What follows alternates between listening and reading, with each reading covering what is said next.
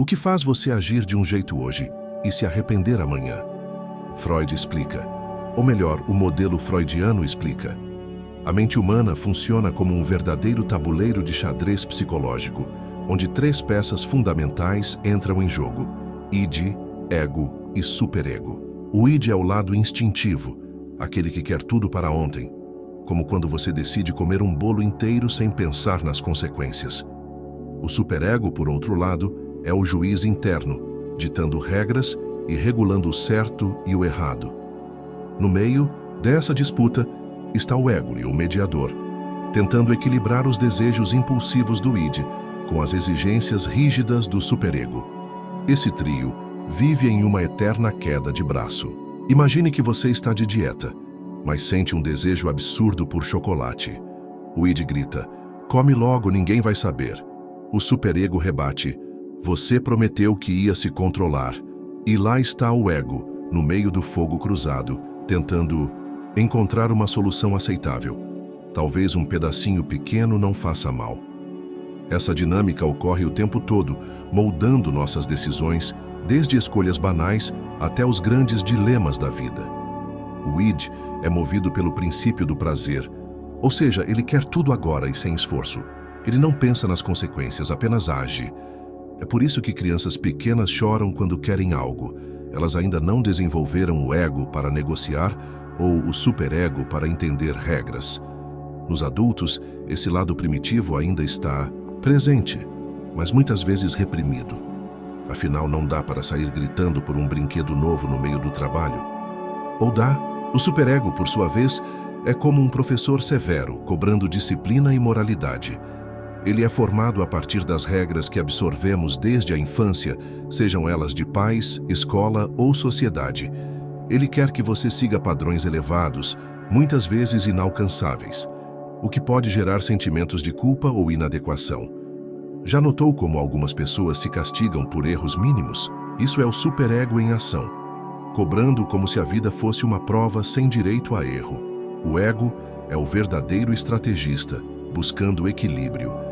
Ele tenta satisfazer o id sem quebrar todas as regras do superego. Um bom exemplo é quando alguém sente raiva no trabalho, mas em vez de gritar, dá uma resposta controlada e racional. Essa habilidade de negociar desejos internos com a realidade externa define o quanto alguém é emocionalmente maduro. Você já fez algo sem nem perceber. Por quê? Tipo, pegou o celular sem precisar ou dirigiu para um lugar familiar sem lembrar do caminho? Pois é, bem-vindo ao poder do inconsciente. Freud defendia que a maior parte da nossa mente funciona como um iceberg. A parte consciente é apenas a ponta visível, enquanto a imensidão abaixo da superfície esconde memórias, traumas e impulsos reprimidos. A gente acha que toma decisões de forma racional, mas na verdade, nosso inconsciente já deu as cartas muito antes. O inconsciente é como um cofre, onde guardamos tudo o que não queremos ou não podemos lembrar. Experiências dolorosas, desejos inaceitáveis e até aprendizados automáticos ficam lá, influenciando nossas ações sem que a gente perceba. Já se pegou agindo exatamente como seus pais, mesmo tendo jurado que nunca faria isso? Pois é, algumas programações mentais são tão profundas que escapam do nosso controle consciente. A repressão é o mecanismo que mantém esses conteúdos trancados. Imagine que alguém sofreu uma humilhação na infância e na vida adulta sente ansiedade em reuniões sem saber por quê. O trauma original foi empurrado para o inconsciente, mas continua ditando reações. É como se nossa mente dissesse: esquece isso para não doer. Mas a verdade é que nada esquecido desaparece de verdade. Ele volta de outras formas, muitas vezes sabotando nosso bem-estar. Os sonhos são uma das chaves para acessar esse mundo escondido. Freud acreditava que eles funcionam como mensagens do inconsciente, revelando desejos reprimidos de forma simbólica. Por isso, aquele sonho esquisito onde você está atrasado para uma prova pode não ser só aleatório. Talvez seu inconsciente esteja gritando sobre inseguranças ou medo de falhar. Claro, nem tudo é código secreto, mas analisar padrões pode trazer insights valiosos. Além dos sonhos, os chamados atos falhos também entregam o jogo. Sabe quando alguém troca o nome do parceiro pelo de um ex? Ou quando um político diz algo sem querer e depois tenta consertar? Freud via isso como uma brecha do inconsciente escapando para a consciência. Pequenos deslizes de linguagem ou comportamento muitas vezes revelam verdades que tentamos esconder até de nós mesmos. A mente humana tem um talento especial para se proteger da dor. Quando algo nos ameaça emocionalmente, nosso psicológico ativa um escudo invisível, os mecanismos de defesa.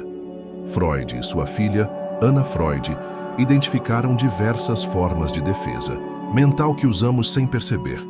Eles funcionam como filtros, distorcendo ou evitando realidades que seriam difíceis de encarar. A negação, por exemplo, é um dos mais conhecidos. Ela ocorre quando alguém simplesmente recusa aceitar uma realidade dolorosa. Um fumante que diz, "Eu não sou viciado", ou uma pessoa em um relacionamento tóxico que insiste que está tudo bem, são exemplos clássicos. A negação pode até aliviar o impacto imediato da verdade, mas a longo prazo impede a mudança necessária. Outro mecanismo comum é a projeção, o famoso espelho invertido. Já notou como algumas pessoas acusam os outros exatamente daquilo que elas mesmas fazem? Alguém extremamente ciumento pode afirmar que é o parceiro que não confia. Isso acontece porque a mente desloca seus próprios sentimentos para o outro, aliviando o desconforto de encarar a verdade interna. Se você já se pegou criticando alguém por algo que no fundo também faz, seu inconsciente pode estar jogando esse truque com você. A racionalização é aquele mecanismo que transforma erros em justificativas aparentemente lógicas.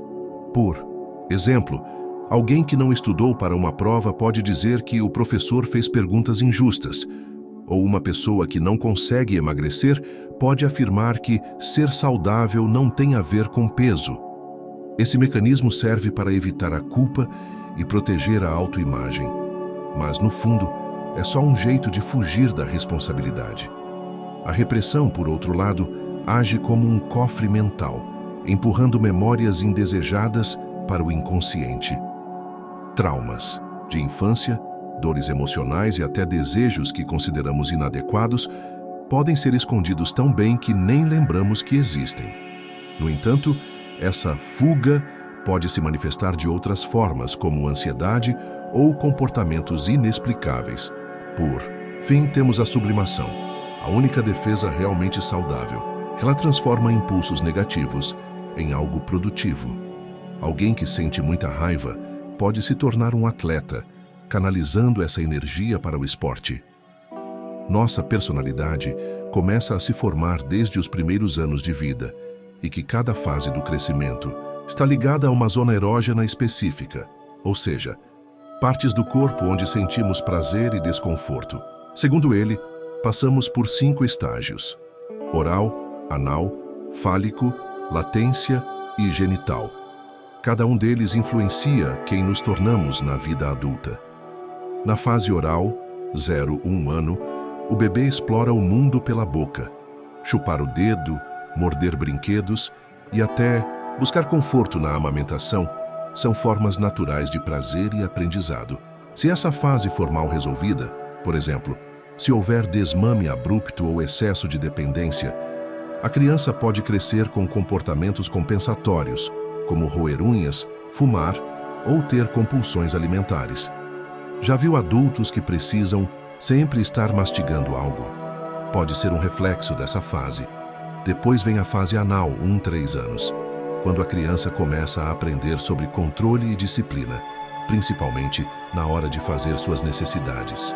Freud sugeria que um treinamento muito rígido pode criar adultos extremamente organizados e obsessivos, o famoso controle excessivo, enquanto uma criação relaxada demais pode gerar pessoas desorganizadas ou impulsivas. Sabe aquele amigo que é um perfeccionista ao extremo, ou aquele que parece não ligar para nada? Pois é, pode ter raízes aqui. A fase fálica, 3–6 anos, é um dos pontos mais polêmicos da teoria. Aqui a criança começa a perceber diferenças de gênero e a se identificar com o pai ou a mãe. Freud falava do complexo de Édipo, a ideia de que meninos sentem uma ligação intensa com a mãe e veem o pai como um rival, e vice-versa. No caso das meninas, no complexo de Electra. Embora essa teoria tenha sido muito criticada, ela levanta um ponto importante. Nossa relação com os pais influencia diretamente nossos padrões de relacionamento na vida adulta. A fase de latência, 6 de 12 anos, é um período de pausa no desenvolvimento sexual, onde a criança foca em aprender e socializar. Aqui, amizades, escola e regras sociais passam a ser mais importantes do que impulsos instintivos. Esse período é fundamental para a construção da autoestima e habilidades sociais.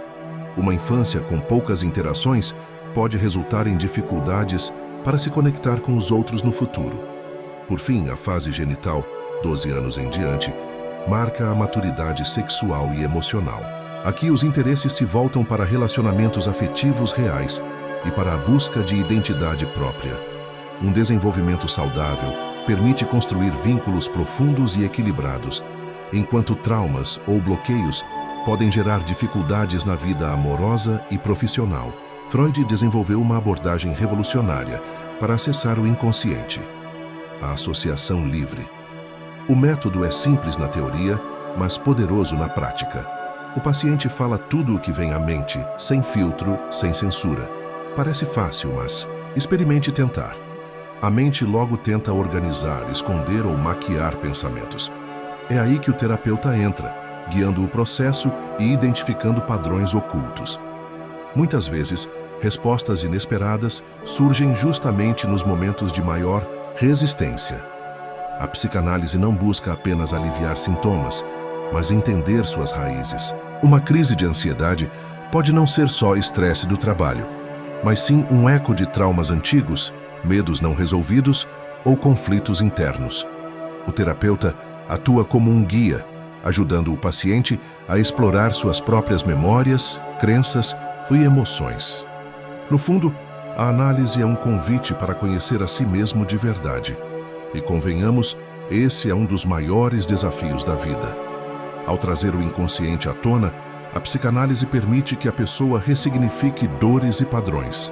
Alguém que sempre se sabota profissionalmente pode descobrir, por exemplo, que ouviu desde pequeno que dinheiro corrompe. Ou que alguém que tem dificuldades em relacionamentos repete modelos familiares. A compreensão não é o fim do processo, mas o primeiro passo para transformações profundas. Casos famosos analisados por Freud mostram o impacto desse método. O caso de Dora, por exemplo, revelou como sintomas físicos, como perda de voz, podiam ser expressões de conflitos emocionais reprimidos. Já O Homem dos Lobos ajudou a demonstrar como experiências infantis moldam nossos medos e desejos. Freud não apenas analisava pacientes, mas registrava seus aprendizados, deixando um legado para quem busca entender a mente humana. Hoje, muitas abordagens modernas evoluíram a partir da psicanálise, mas sua essência continua viva. O autoconhecimento profundo ainda é a chave para superar bloqueios, tomar decisões mais conscientes e viver com mais autenticidade.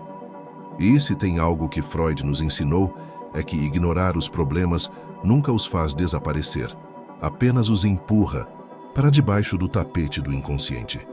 Mas será que Freud estava certo sobre tudo? A psicanálise ainda é válida ou já foi superada? Essa é uma discussão que divide especialistas até hoje. Me diga se gostou ou se quer ajustes antes de seguirmos para o próximo tópico. Sigmund Freud não foi apenas um psiquiatra. Foi um divisor de águas na forma como entendemos a mente humana. Antes dele, questões psicológicas eram tratadas como problemas do corpo ou até possessões espirituais. Foi ele quem trouxe a ideia de que nossos pensamentos e comportamentos são moldados por experiências inconscientes. Hoje, conceitos como repressão, desejo e conflito interno estão espalhados em diversas áreas, da psicologia à literatura, do cinema à publicidade. Mas, como todo pioneiro, Freud também acumulou polêmicas. Muitos de seus conceitos, como o complexo de Édipo e a teoria do desenvolvimento psicossexual, são fortemente questionados. Pesquisas mais recentes apontam que o desenvolvimento humano é mais flexível do que ele sugeria. No entanto, mesmo suas teorias mais controversas abriram portas para debates essenciais, impulsionando novas abordagens na psicologia. Carl Jung, por exemplo, discordava da ênfase excessiva de Freud na sexualidade e desenvolveu a psicologia analítica, com conceitos como arquétipos e inconsciente coletivo.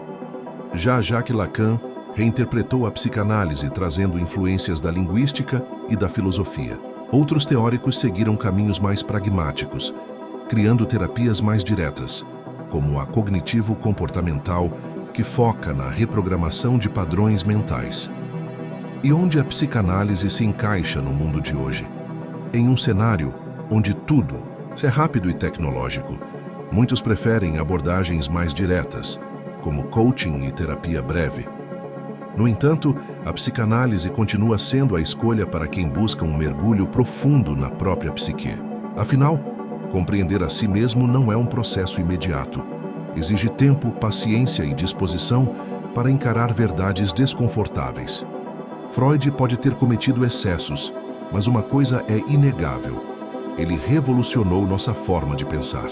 Sem ele, provavelmente não estaríamos discutindo o impacto do inconsciente em nossas vidas. Mesmo com críticas e revisões, sua influência permanece, provando que autoconhecimento e complexidade humana nunca saem de moda.